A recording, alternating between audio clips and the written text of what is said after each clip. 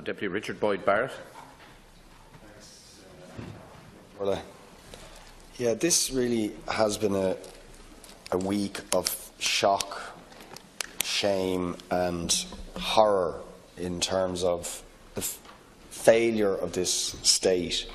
to protect its most vulnerable citizens. And I find myself in a state of almost complete disbelief when I look and try to understand what happened in the case of Grace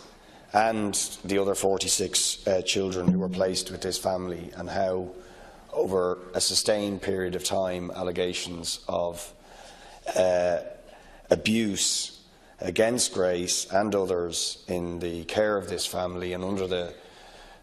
supposedly under the care of the state, the HSE, that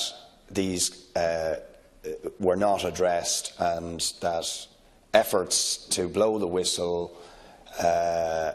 were suppressed, not dealt with, the intervention of a minister. I mean, to be honest, I find it somewhat extraordinary that the minister himself has said nothing, even at this stage, about what happened.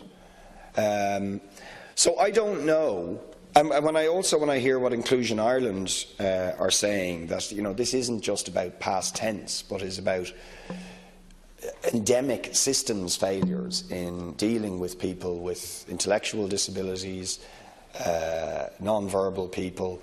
and so on. And when Inclusion Ireland suggests that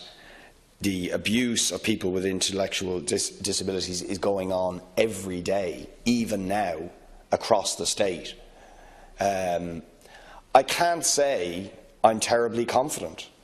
that we're going to get to the bottom of it. I hope we are, and I know others have followed this in more detail than I have. I don't doubt Minister McGrath has listened to what's been said and is doing his best to try and come up with a terms of reference for a commission that will try and get to the bottom of this.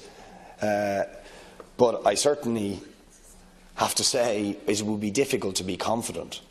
All one can be is hopeful that this will get to the bottom of this appalling, incredible, unbelievable set of circumstances. But I do think, even beyond that, it has to prompt change if it is being suggested by those who advocate on behalf of people with intellectual disabilities that this is still going on,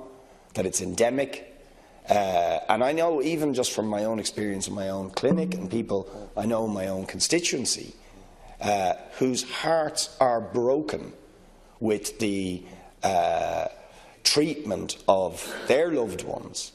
at the hands of services that are supposed to be protecting them. And indeed, Minister McGrath will know that I brought a couple and their concerns about their daughter and her treatment, their non-verbal child, at the hands of services which we fund, although we outsource these things. And to my mind, that seems to be a lot of the problem, is the sort of arm's length responsibility of the state, outsourcing the protection of some of our most vulnerable people to other agencies, and then not resourcing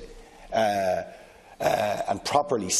providing the trained, experienced staff and the services and the what would you call it, the sort of joined up approach to the protection and the monitoring of our vulnerable citizens, and ensuring that the services that are provided for them are actually serving their needs and their interests and protecting them fully. I just hope that this can prompt some change in all of that. But certainly, when you look at the appalling circumstances of this case, the rather shambolic response we've had over the last week, although hopefully this is some improvement now on all of that, one wouldn't be terribly confident. So let's hope